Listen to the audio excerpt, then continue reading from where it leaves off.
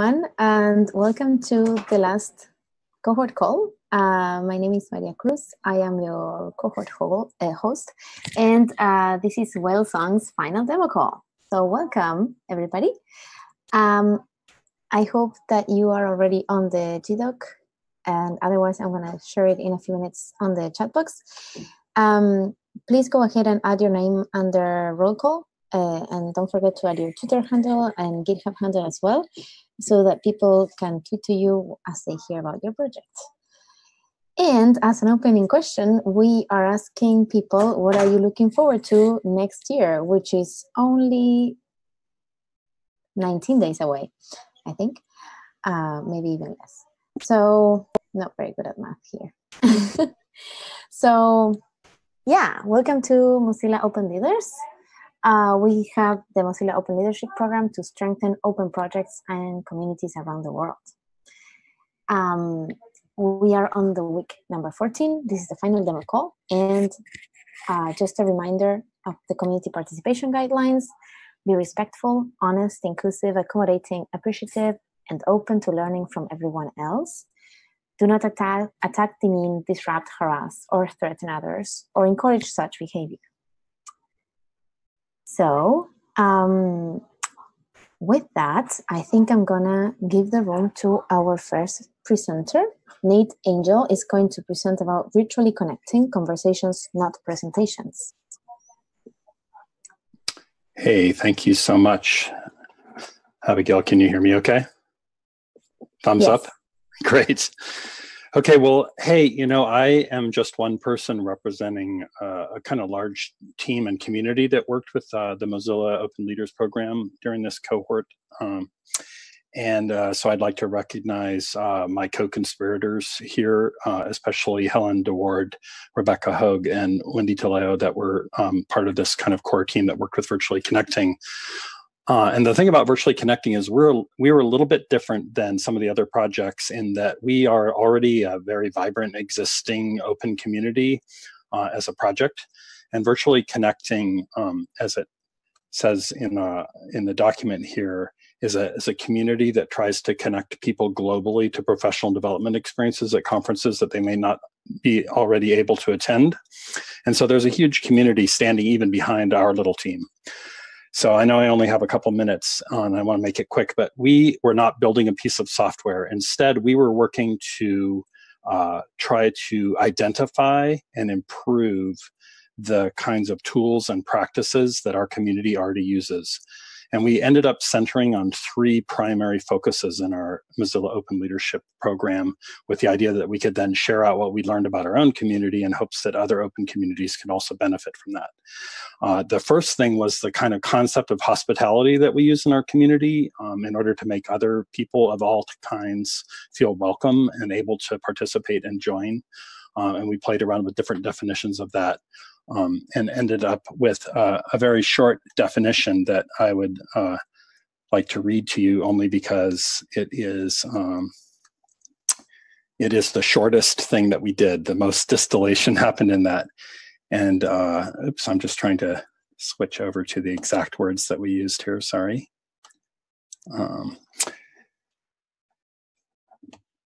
And it is that Virtually Connecting works with intentional and active hospitality in all its practices. And we bandied about these different words and polled our community for input and so forth. But we really settled on these ideas of being intentional and active about the conduct of hospitality in our community as part of what we do. And there's a whole bunch of stuff standing behind that that I don't have time to get into.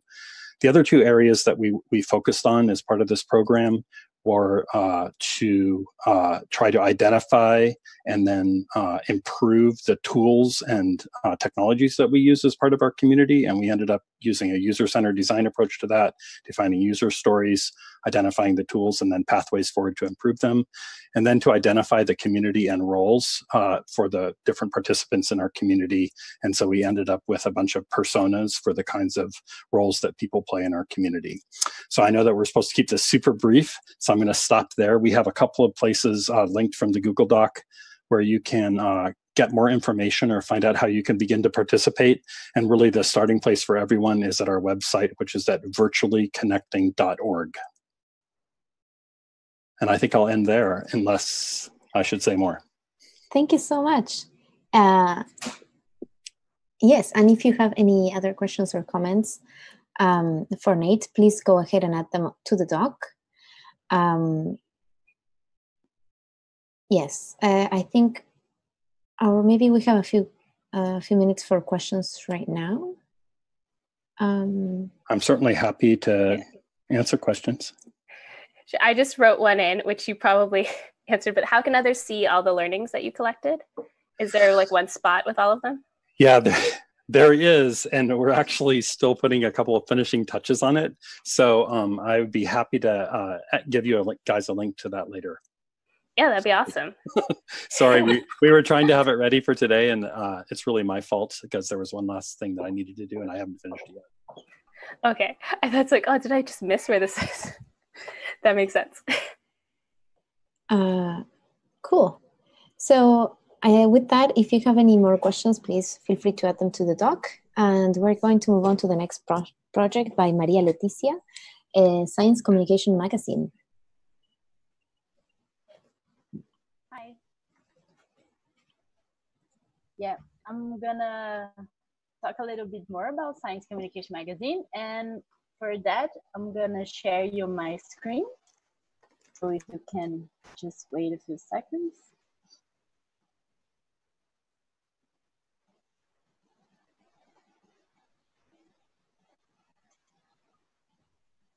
Is it working?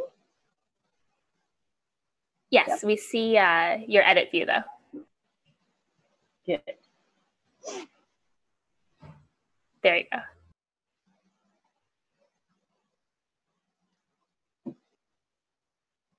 Okay, so yeah, it's a project where me and Graciele, we are both scientists that love science communication. So we are working together in different projects and also in Science Communication Magazine.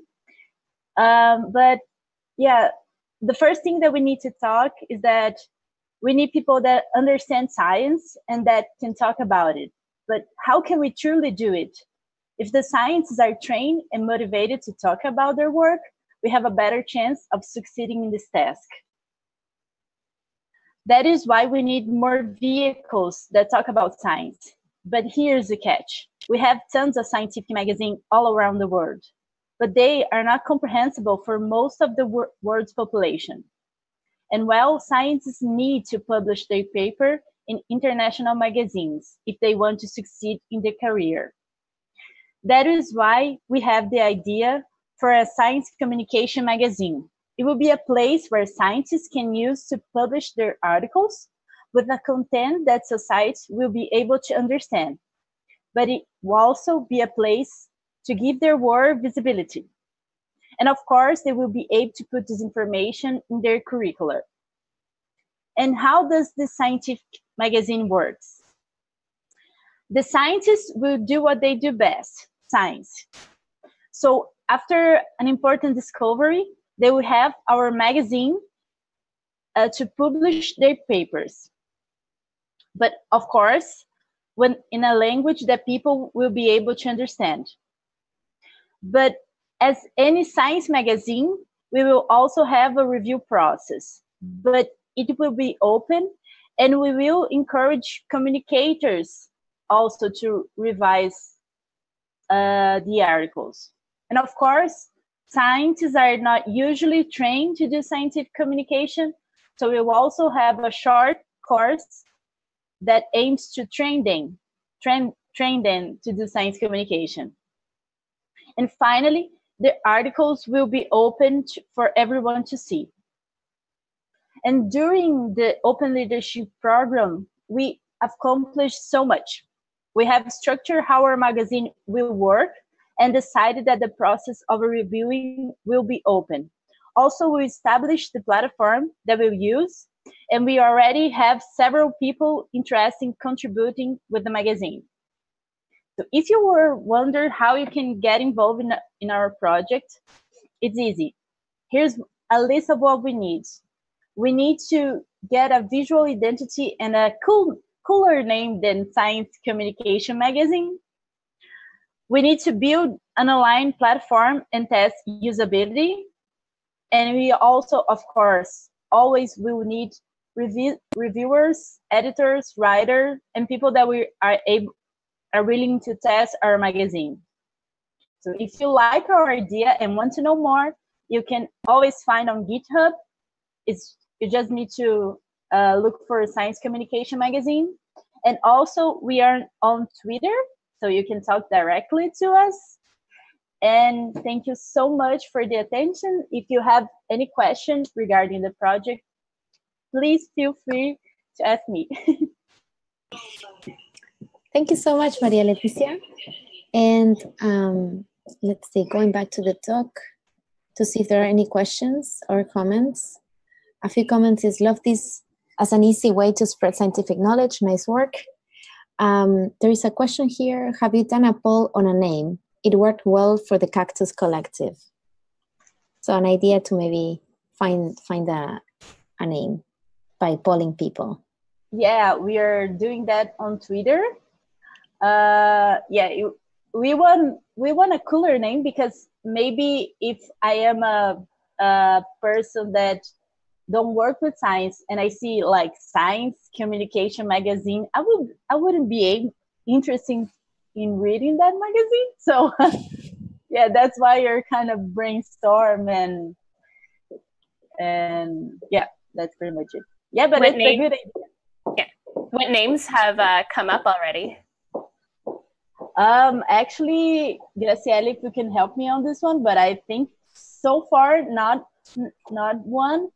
But there is a bunch of people commenting and liking our post, so hopefully we'll have a few suggestions. Cool. And there is one more comment. You might consider adding free open annotation to the magazine when published. And somebody is elaborating more on this.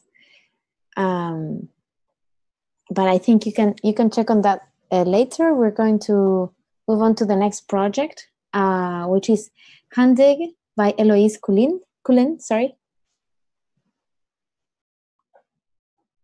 That's all right.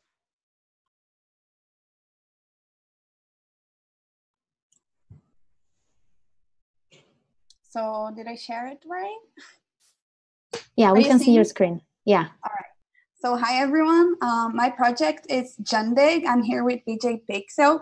So this project is, we want to help artists, curators, and public to make, share, and interact with projects of art in augmented reality.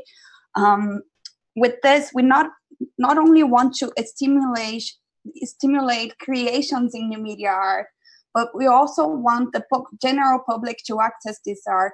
We understand that the general public usually likes new technologies and to interact with things, but they don't usually digest well art.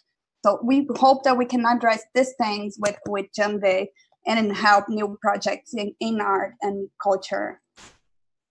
So this is our website. There you can access our app, and we are in alpha version. We got this during Open Leader 6, so yay. This is the URL if you wanna check in. So during the Open Leaders, and this is a video from our interactive exhibition in MozFest. During the OL6, we made the project more open. We rebranded. We launched Alpha, our MVP. We got a lot of great feedback. We got a pull request on Hacktoberfest. We went to MozFest. Actually, VJ Pixel went. I didn't, but we went. We won there a Moz Award, so that's awesome.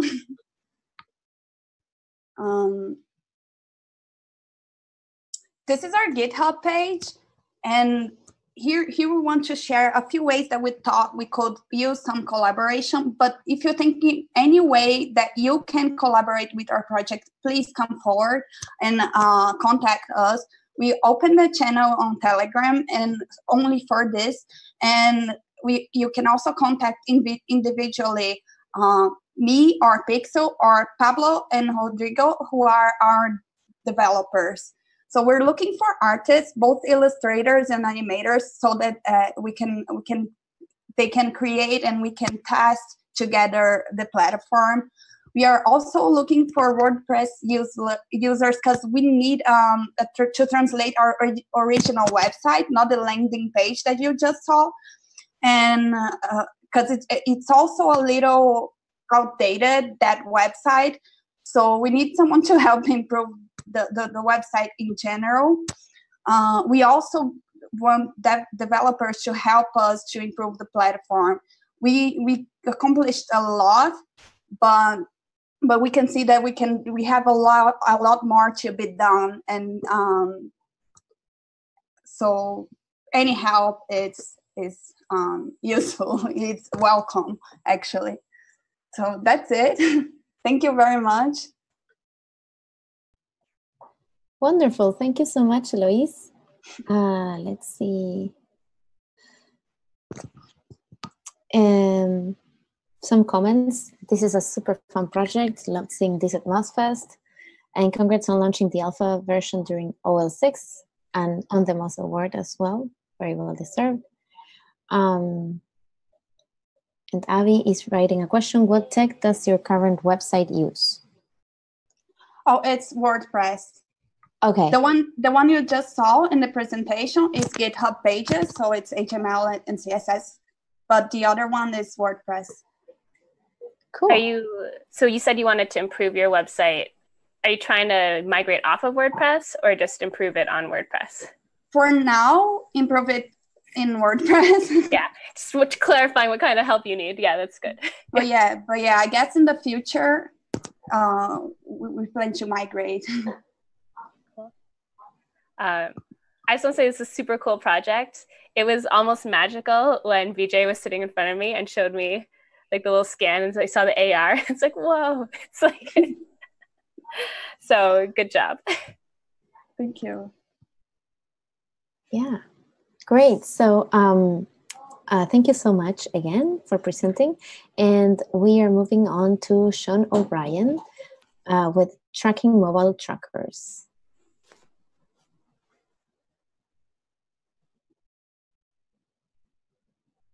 Okay, you can all hear me, right?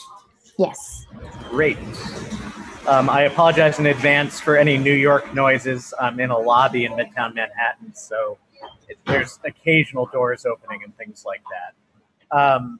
Okay, so at Yale Privacy Lab, which is a part of the Information Society project that is at Yale Law School, we do a variety of work. We're known around campus for digital self-defense workshops. We're also known for, doing mapping of surveillance devices and a lot of fun stuff in the physical world.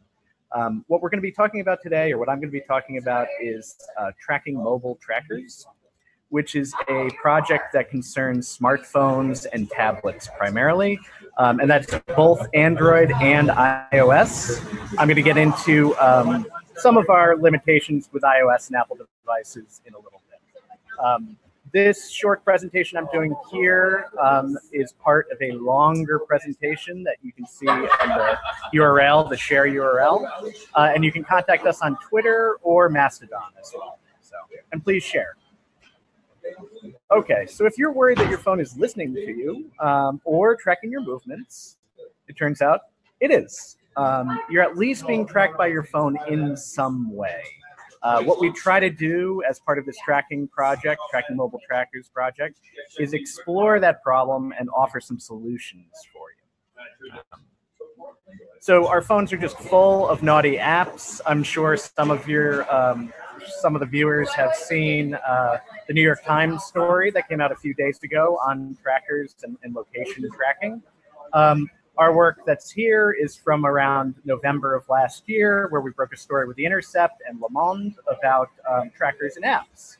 So this project is kind of an extension of that, and it's also an opportunity for us to kind of bring a bunch of disparate projects together under one roof and kind of figure out how that it can be a cohesive thing, which Mozilla has really helped us a lot with. So we identify these things, we call them trackers. In this case, what we really mean is code that runs inside apps without your knowledge or consent. That's a broad term. It can encompass traditional advertisement. It can encompass analytics, behavior, location tracking, even things like crash reporters, which are a hard problem, right? Developers want to have some information, but how do you do it in a privacy respecting way? So we're talking about these trackers as they're bundled for app developers. They're called software development kits or SDKs. There are other ways to track users. That's beyond the scope of what we're talking about and what we've done for this project with Open Leaders. And then the other thing we've focused on is proximity and location tracking. So that's Bluetooth, ultrasonic, near ultrasonic signals. Believe it or not, there are these bizarre ways to track our movements, and they're happening because our apps are sort of opening up these avenues inside of our mobile phones. They're allowing our phones to sort of share this information with network providers, with app makers, with what we call data brokers or data launderers, I like to call them. Groups that like to take data, make big profiles on users, and sort of correlate profiles between different locations, platforms, etc. So what about Apple? We primarily analyze Android apps and Google Play. We do know that these trackers are in iOS apps. We have some legal restrictions in the United States, unfortunately. A lot of the DRM provisions, that's digital restrictions management, provisions stop us from doing the type of work we need to do on Apple iOS. But we do know by looking at the websites, by looking at the code that's available for developers on iOS, that Apple is doing the same things that happen on Google Play. So I don't want to seem like this is a, bashing Google and an ad for Apple, because it's totally not. And if you really want to understand how these things work, you've got to do network analysis. You've got to look at app permissions. And just as a user, you need to care about app permissions. OK, so that's the general overview. There's easy ways that we can show you. And please look further into the resources that we had at that URL. And I'll show at the end of this little pitch here. You can use the Exodus platform, which is amazing. You can scan apps yourself and check the privacy of those apps. For Open Leaders, our mentor, Josefina, has been great and has helped us really pull together this job of adding and improving the tracker profiles. So we've been updating profiles, we've been getting contributors, we've been adding new trackers to this list. And if you want to help contribute, you can do that too. It's kind of a low barrier thing, I hope. We're trying to make it as easy as possible. So please feedback on that would be great. We want people who consider themselves non-technical, as well as people who are a little more high-tech. And we're just looking to figure out, what the trackers are, what they try to do, the types of information they try to gather, what companies are working with what companies, and where the data goes, if we can figure that part out.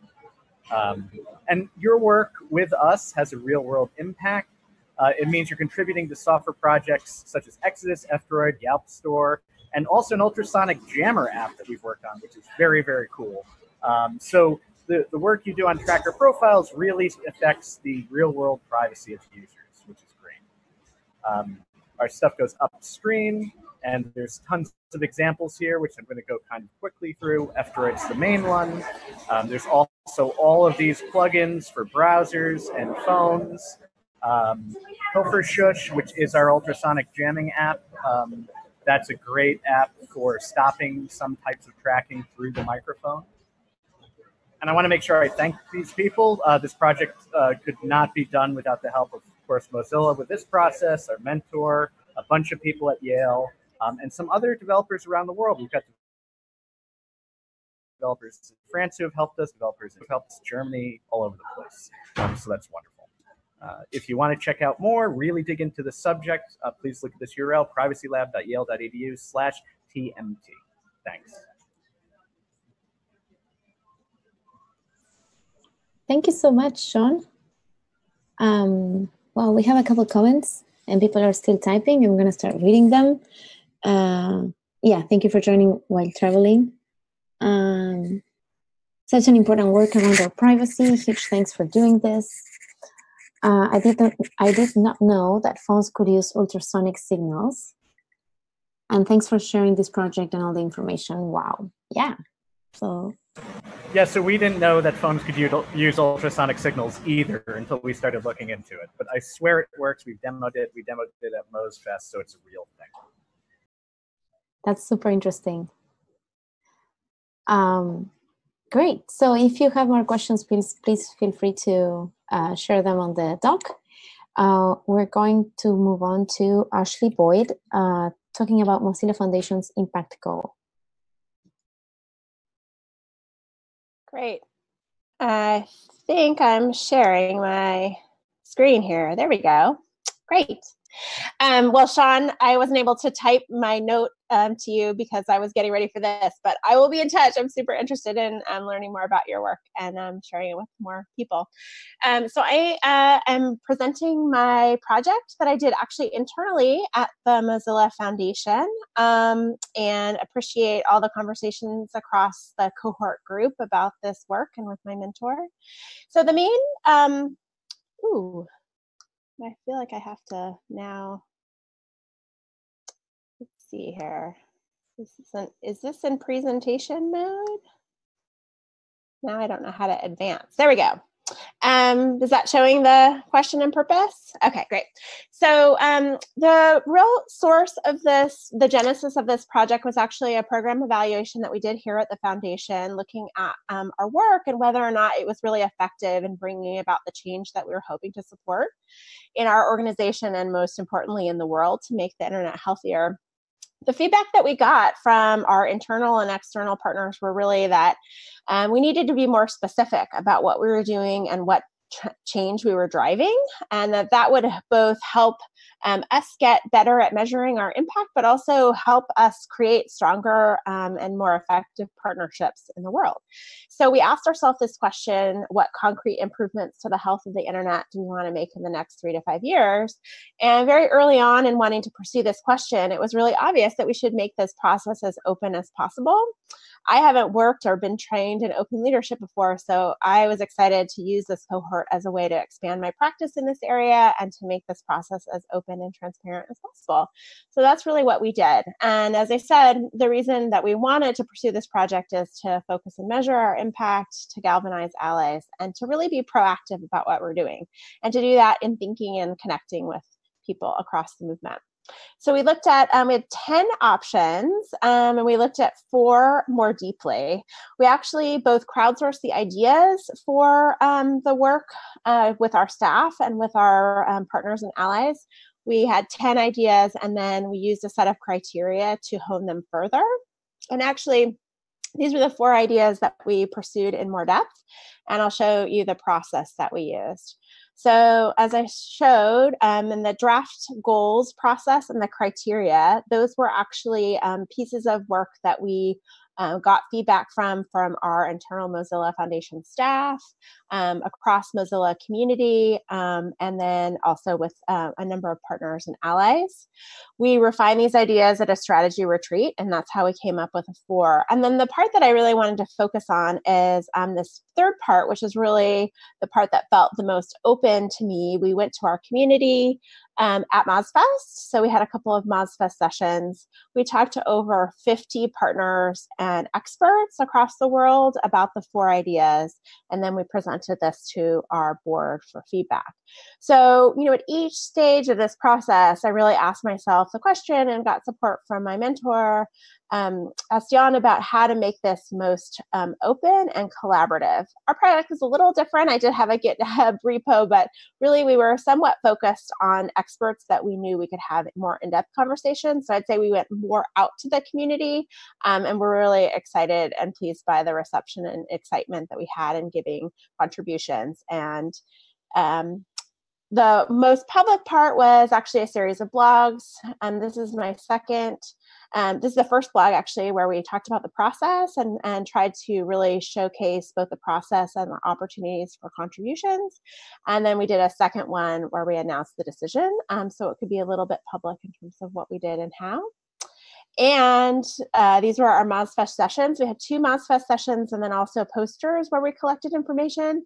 The thing that really struck me about the MozFest work was our sessions weren't huge in terms of numbers of people. I think there were 6 or 7 at each session, but it just seemed like the right people came to our session. And just the quality of contribution was so high, and the engagement was really powerful in terms of helping shape our ideas. And this is ultimately what we decided among the 4. We're pursuing an impact goal around better machine decision making. So now we're in the process of figuring out what this means for us and our organization. It's going to be a big chunk of our investments and programmatic work at the foundation. But we are in a new process. I kind of learned that, hey, this process is never ending. The first part of the process starts. The second part of the process begins, and we're hoping to make this as open and collaborative as possible too, to understand how we can make the most impact within this chosen area. So I continue to seek out and welcome contributions, and feel free to email me if you would like to share the way that machine decision-making or algorithmic decision-making has affected you, your communities, and your country. We're eager to hear about that so we can continue to learn. But big thanks to the cohort and to the mentorship in getting here and doing things a different way within our key strategic planning process at the foundation. Thank you so much, Ashley. Let's see. It was great to see this. These are some comments that people are adding to the doc. It was great to see this at MozFest. There were a lot of sticky notes, and great to see Mozilla's process in focusing on a goal with community. Yeah, I actually have the same comment. It's really interesting to see how a sister organization is carrying out a strategic process as well, and involving community. Yeah, so I think if there are any other questions or comments, they are going to show up on the doc as well. And with that, one question: is emailing the best way to share stories about machine learning and artificial intelligence in our lives? I mean, the email is in terms of contacting me. Yeah, if you could contact me so we could have a conversation, or I can connect you with the right folks on our team that's working on this, that would be amazing. We're particularly wanting to understand how this issue shows up differently in different countries and regions, because we know that it's not showing up in the same way every place. We're also really hoping to tell real stories. So, we know that this is a really challenging topic to talk with the public about. So, as many examples that really bring the richness of the opportunity and peril in this space, I think would benefit everyone's work to kind of get to more personal stories. Cool. Great. Thank you again, Ashley. And we are going to move on to the next project by Annabelle Church, who is going to talk about Cactus Collective. All right, cool. Hi, everyone. So where do I start? I mean, okay, so firstly, I should probably say that the project was initially called Kori Kori, and it's a hard name to have kind of well understood across the European community. So we have changed that now to Cactus Collective, and we did a Twitter poll, and it was amazing. It didn't choose this name, but we, the local community, decided that we needed something that showed our sharp edges and made us fierce. So here we are called the Cactus Collective. We have been struggling a little bit with being open. We have been closed. We've run a number of workshops, one at MozFest that was quite surprising. A half an hour workshop took 2.5 hours, as we had continuously more and more women identified and non-binary people turn up to talk to us about the issues that they were facing in their careers. And so we normally, as a community, are focusing on the issues that women-identified people face in their careers. So we found it really hard to focus on anything narrower. We thought maybe we should just focus on harassment and anti-harassment, and we realized that actually these things are all quite closely tied together. So we ran some workshops locally in Berlin, and we have decided that perhaps our focus is not a topic, but a goal, and that goal is a playbook. We want to work out a way of providing online resources for women-identified people in their early and mid-career so that they can identify issues that they may face, have some resilience against those issues, perhaps strike up a resistance against any of the more pressing issues in their career, and recovery from them if they face them. So we have recognition of issues, resilience in the face of those issues, resistance against those issues, and recovery from them. So we're going to start with like local community groups where we publish any of the outputs from those groups online so that people can also see value in what we discuss. We don't think that everything that we do will be online or open, but we do think that they will be always available to our communities. So we are providing both public and private channels for people to communicate with us. If people want to contribute, we have like a GitHub repository that you can do issues against, but we also have like email addresses and Twitter accounts. This is a really bad summary of of how we've gone. So we're basically a community group. We're going to run in 2 cities, one in Christchurch in New Zealand and one in Berlin in Germany as a test case. And we're going to publish resources to help women and women-identified people deal with what is nominally a reasonably hostile environment in technology. We're not focusing on programmers. We're aiming at anyone who is affected by tech culture. And we would love to have help and support. We have decided on a name, but we don't have a visual identity. So if you want to help us with that, that would be super cool. We would love to have help collecting issues that are faced by women-identified people in tech and any possible solutions that might be viable for those areas as we start to build this playbook. I have put the GitHub into the doc, but we also will soon to have an actual real URL, the cactuscollective.org. And we will, as soon as Twitter unlocks our apparently completely hacky Twitter account, we will even have a Cactus Collective Twitter account. But they think that we're a bot. So at the moment, we will suffer under this identity.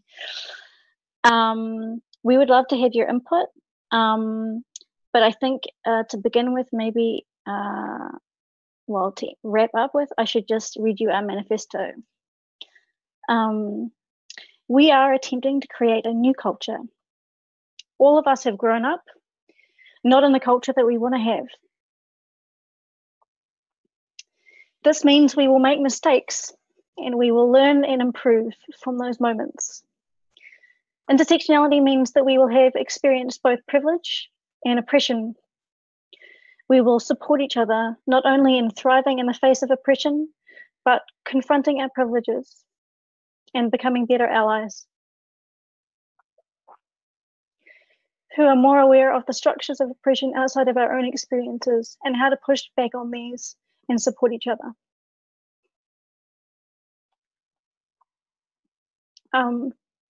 So come help us build some stuff.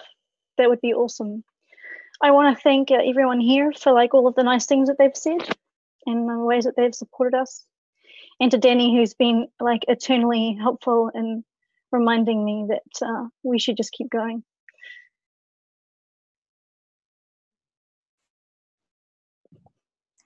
Thank you so much, Annabelle. And thank you for a wonderful presentation as well. I personally really like the manifesto. Some comments. Congratulations on picking a name. It is quite a journey. Great set of topics to start with, especially like recovery and resilience. Cactus Collective is a great name. Lots of +1s on that one. And a beautiful manifesto. Thank you for sharing as well. And if you have any more comments or questions for Annabelle, please feel free to add them here on the doc.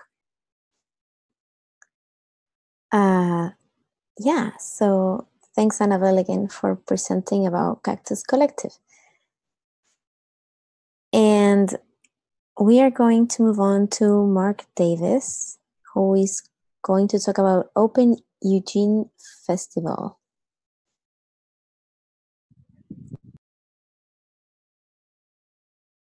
Yeah, let me go ahead and share my screen here. I hope you can all hear me.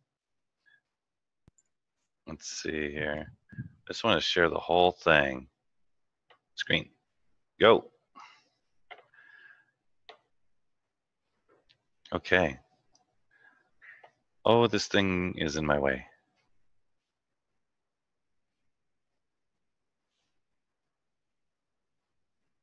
How do I collapse it a little bit or drag it around? Oh, there we go.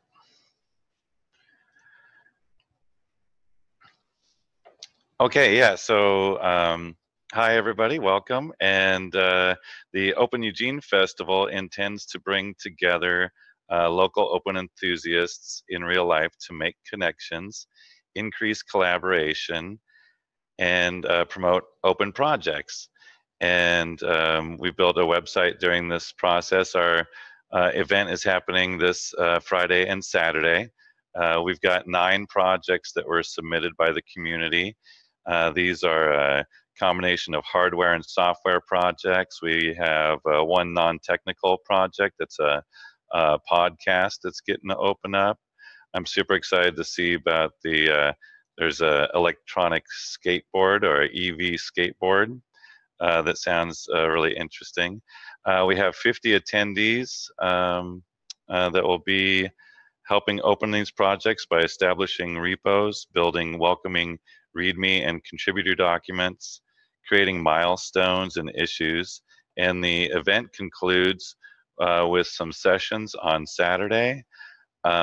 We've got speakers from all over the state coming to give sessions, and we have a very special presentation coming in from Rio de Janeiro, talking about working with other cultures and getting technology into the hands of folks who need it the most.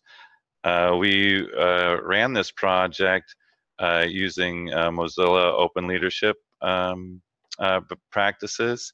You can see our repo online where we've got all of our issues and milestones. The website itself is also on an open repo. And one of the ways we work here locally in the open in Eugene is we use a thing called the switchboard, the Eugene Tech switchboard. And so this all started back in October with me asking for a leadership team. So we've got about half a dozen folks who have been working on this, and it's their first time working together on projects. The other tool that we use is we use a Slack channel, also provided by Eugene Tech, local tech community nonprofit. And you can see here we're working with local artists. We've got some really great t-shirts that were made for us, and we were able to pay these local artists by using sponsorship money from local tech companies. And so that was fun to get people involved that way as well.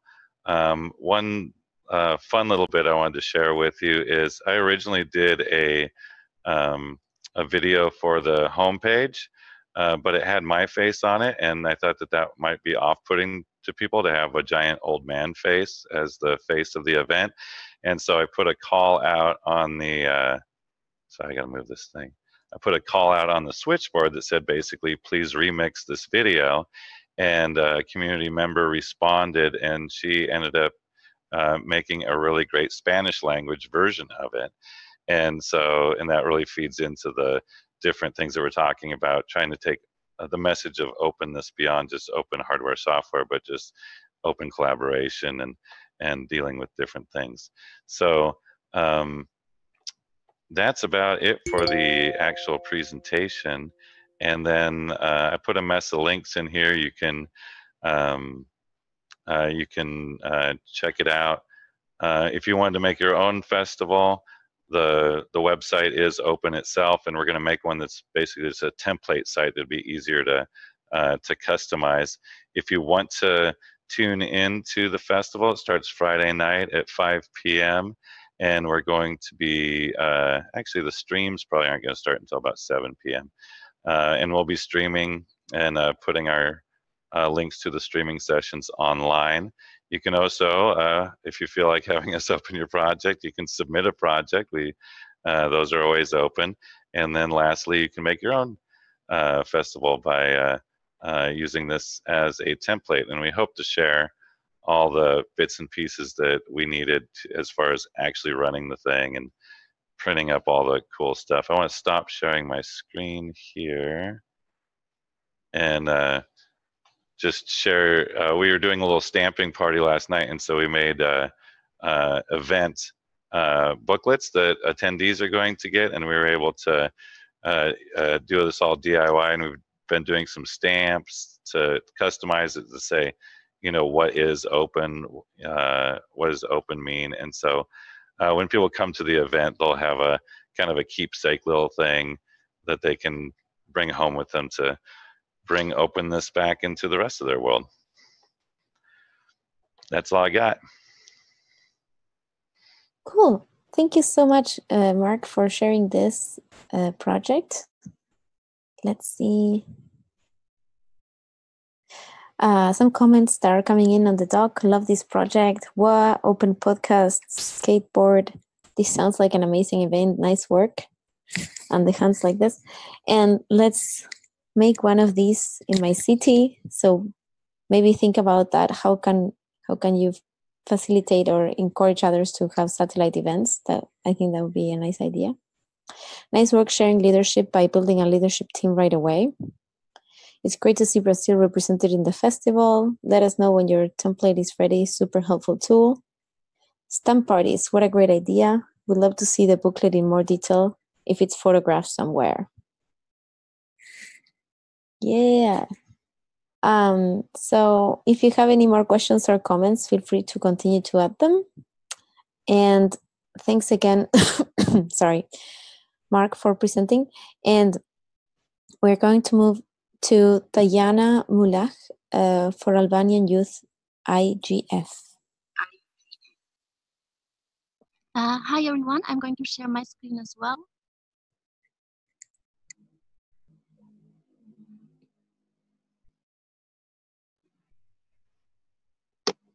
I hope you can see it.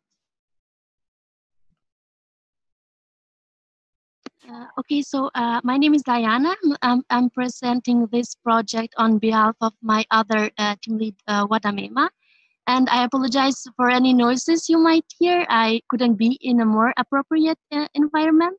And I want to say that it has been such a pleasure being part of Mozilla for Leaders, especially because of the new knowledge we have received. And this is our first experience in working open and being part of such initiative. So thank you so much to everyone. So about Albanian Youth Internet Governance Forum. So this is our website. Albanian Youth Internet Governance Forum is a youth-led initiative which aims to provide an open platform to Albanian youth to engage in internet-related discussions. And we do this by organizing an annual stakeholders from the government, civil society, private sector, and the technical community to discuss internet-related challenges and opportunities that are relevant to Albania from a youth point of view. And the vision I personally have for this initiative is for it to grow more than a platform, which will empower young Albanians to be an active voice of influence in the making of internet-related policy in Albania, as well as increase Albania youth participation in such regional and international platform. So what we do is we organize this conference. Then the first conference is going to be held in April 2019, and we organize it in a bottom-up way where we get input from the Albanian community on what should be discussed at the conference, and then based on that input, we create the program agenda for the conference. And after that, we create teams for each session to work on all the elements of that session, starting from panelists, policy questions, and more. This is why we especially need contributors that are Albanian speaking, and of course we also need international contributors. We need both resources and awareness raising resources regarding any sort of internet related topics such as internet governance, digital literacy, digital skills, cybersecurity, hate speech, and more. We would highly appreciate everyone who wants to contribute. If they could contact us through our website. We have an email, we have the links to our social networks, and if they have both ideas and resources around any sort of internet-related topics that we could incorporate into our initiative, we would be very grateful. This is it, and thank you so much. Thank you so much, Diana, for presenting. And yeah, we have a few comments and questions. Great vision. Thanks for doing this work. Can you say what is the age range that is involved in youth? Is there an age range that you're thinking of? Okay, so this question has been asked before, and we have a wider age range from 15 to 30 years old. This is why what we define as youth, but our main audience are especially students in bachelor and master's degree here in Albania, but we are open to any sorts of age range target audience. Cool. I'm not a youth.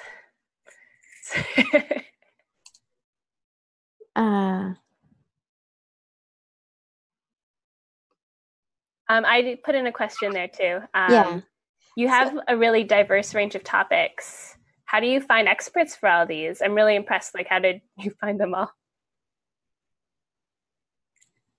Okay, so now we have launched our call for inputs a few weeks ago. So what we do, we collect inputs from our community on what they want to discuss, and based on that, for example, our conference will have maximum. It will be a half-day conference, and we'll have 5 different for each session. And based on that, we mainly are focused on Albanian speaking panelists, and we get that from a variety of multi-stakeholders. For example, from the government who is expert in cybersecurity, one from the private sector, students.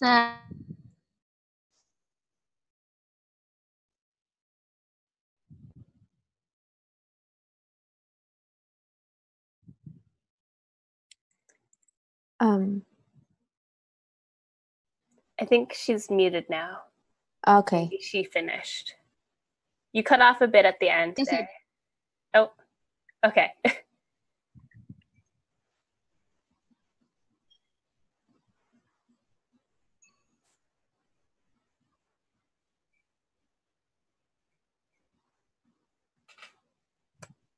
Is Maria frozen now? No. No, I'm here. So I think, yeah, maybe, yeah, we're going to move on to the next project. So Valentin Danchev is going to talk about open collaborations from local contributions to global recognition. Hi, everyone. Good to see you. Our project is about improving open collaborations and enabling open collaborations. And one way to, it's more on the conceptual level. We want to bring two communities, one that are in science interested in how people collaborate and how to increase visibility of collaborations. And the other is we're thinking how to link this to more technical tools like blockchain and related to solve some of these hurdles. And so when we think how we can improve open collaborations, one way is when we have these local contributions being visible globally and recognized. And we know that from computer science and others that GitHub and GitLab and other tools were very useful to have these massive collaborations of people that even don't know each other, but they can collaborate and they can share their work.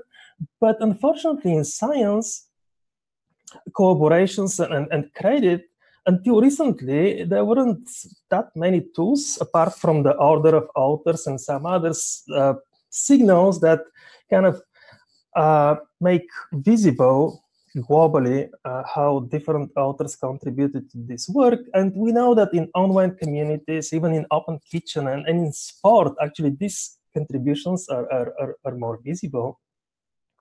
And science is, in a way, although it was one of the first open activities in the modern world, currently it's rather a closed activity and it's difficult to judge from a quality. And as a result of that, there is research that's showing that there are gender and status inequalities just because it's invisible activity, and then you have this inequalities that perpetuate over time. And so how currently it was nice that now scientists start talking about how to assign credit for particular works. There are several taxonomies, and there is also some ideas for including a film credit model. So this is how scientists learn from Hollywood how to improve transparency. And this is great, but this is more based on self-reporting and on people assigning particular roles. And the idea of this project is how to bring this the visibility of contributions to some systems like blockchain. And there have been some research in blockchain technologies that to assign credits for particular artists in music and other industries that can actually track and record these activities in a more tangible way. And so we're now developing, we're still on the rather conceptual level, working with different people that know more about these tools that are now emerging and trying to bring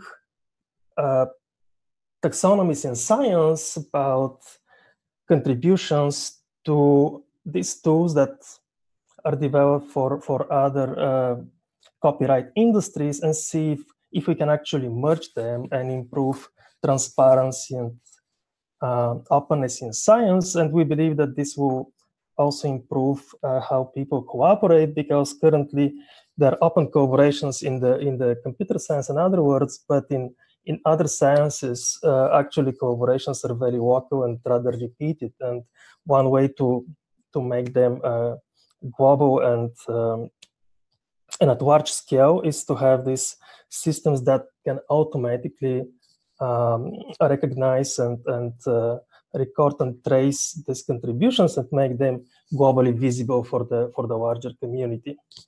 And so we need help on many different levels. So currently blockchain tools, it's hype. Everyone is talking about blockchain. So there are emerging tools, even in science. Some of them are on a very initial stage, but definitely we need help from experts and others that can kind of help us merge these two areas, and then also areas about how to make collaborations more open. Probably it's not just about making contributions recognized, but there are probably some other areas. And yeah, it's been great to be part of this. Thanks for the Mozilla, to the cohort, and to the mentor Peter Grabitz. And yeah, that's from me. Great. Thank you so much for sharing your project as well, Valentin.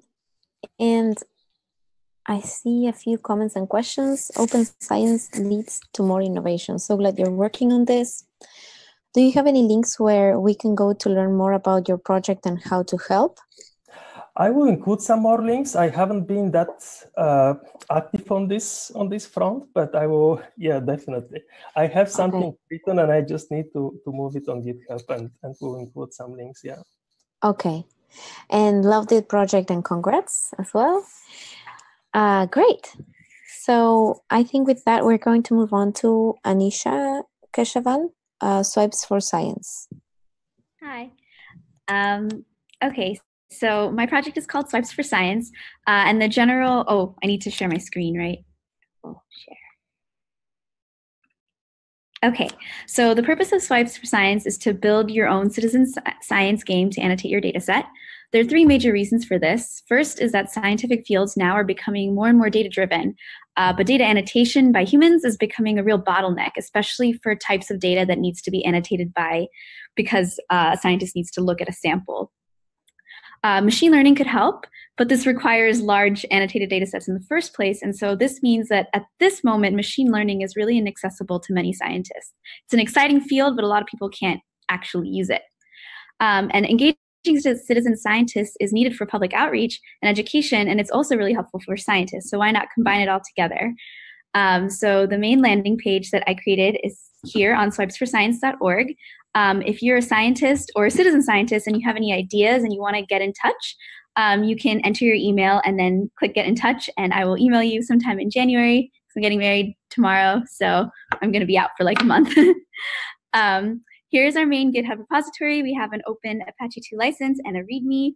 I'm really glad that I joined this Mozilla leadership group because I wouldn't have normally done any of this. So I'm glad that this kept me on track. My third tab, here's an example of what started this whole Swipes for Science thing. I one day wrote as a joke this Tinder app for my brain research. And the idea is that if you're playing on your phone, you can swipe right or left if this image looks good or bad to you. So you get points, and there's a leaderboard, and we have over 100,000 swipes, which was incredible for my research. And similarly, the same framework through Swipes for Science can be used to annotate other sorts of data sets. So here's an example of annotating text. So here we're picking out the numbers that refer to sample size in this abstract. And then you can submit this number, and there's a leaderboard again. Through the Hacktoberfest, we found one person who works at a lab for EEG, and his student created a version of Swipes for Science for EEG analysis, and he's now tweeted it, and it's become pretty popular. How you can help, what would be really useful is if you could share your ideas.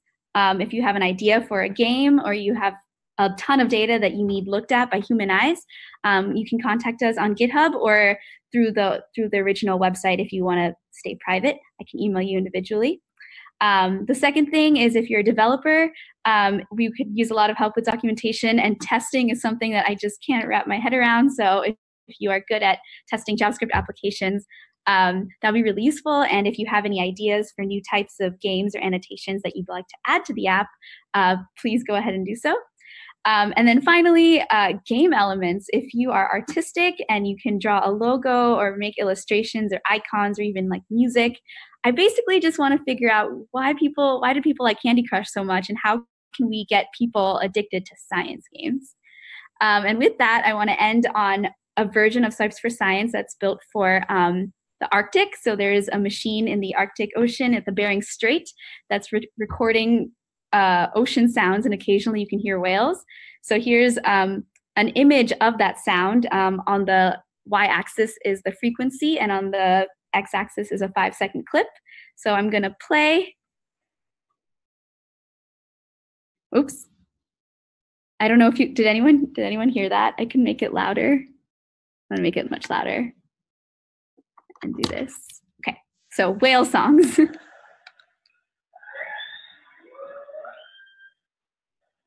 So the person that I'm working with is a marine biologist, and she says these are killer whales. So I thought that was really cool.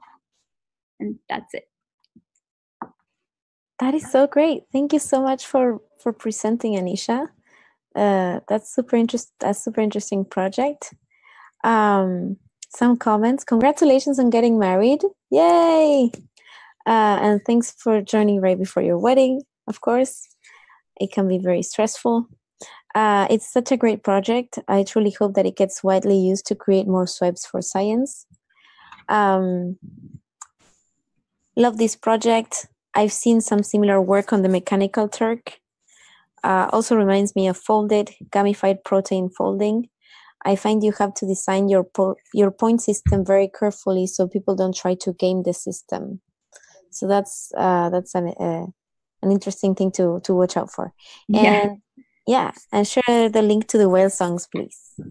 We're not quite ready to go public with the whale songs yet, but as soon as my collaborator is, I'll post it on Twitter. Okay, cool. Yeah, tag Open Leaders and you'll get a nice retweet. Yes, I will.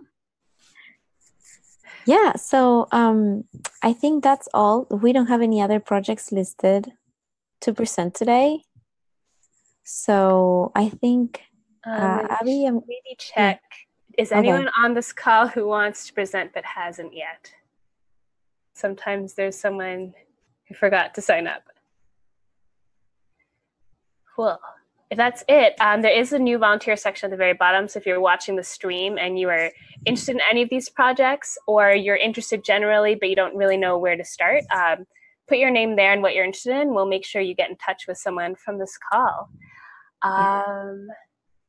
Yeah. Oh, and we did skip the Friends of Mozilla section at the top. So now might be a good time. Okay. Thanks to all of these people. Wait, where is that? Oh, Friends of Mozilla. Okay, yeah. Here we go. So, do you have new contributors to your project? Anyone do some awesome work? And highlight them here. We have a few names for these people. Are Harry Smith for the great mentoring, Daniela Saderi for great feedback and advice, Wendy Taleo for being a ray of sunshine from around the globe on our weekly get-togethers. Her morning was my night. Nate Angel for diligence and patience and always getting things done. Josefina Caro Magaña for being an awesome mentor. Danny's brilliant patience. Thank you. Cool. So yeah, thanks to all those people for helping make these projects happen. Yay. And I think it's time for our group photo. Oh, yes. So if you want to be in the photo, unface mute. If you don't want to be in this photo, face mute. And Maria, I'll let you decide what we should all be doing in the photo. Oh my God, I have to decide something. It's always hard. Like this? This? Okay. Like, yes. Okay. Oh, it looks cute. Yeah. Okay, my one hand is taking a photo, but the other hand. Okay, ready? 1, 2, 3. Very nice. It's pretty good. It's our open hands for whales, for sharing. Yeah. Open collaboration, like always inviting. I don't know. Yeah, always inviting. But thank you all. This was so inspiring seeing all of your work. I'm so glad we had a chance to demo everything and hear from all of you. You'll all be getting your certificates to completion next week, unless you didn't fill out that final survey. I'll send one last email if you haven't done that, but please fill out that survey so you can get your certificate. Also, round 7 is starting super soon. We normally have a bit more time in between, but if you want to be involved with OL7, I'll be emailing you about that too if you checked off anything when you did your final survey. I know it's really soon, so feel free to step back for a bit and then come back later. but timing worked out like this time. Thank you all, hugely inspired. And Maria, I'll let you close us off with our song call. Oh, great. Yeah. So thank you everyone for presenting. Sometimes it can be stressful at the end of the year and at the end of the program, but it's good to present because you let other people know what you're working on, and it can trigger for a lot of collaboration. So thank you for putting yourself out there in the way that you do. It's not always easy. So yeah, I really enjoyed seeing all of your work and seeing how everything grew through the program. And also I really enjoyed meeting many of you at MozFest this year. So yeah, I hope you keep on working and that you can inspire others to collaborate online as well. And have a great end of the year. Cool. Bye, Whale Songs. Bye, everyone. Bye-bye. Bye.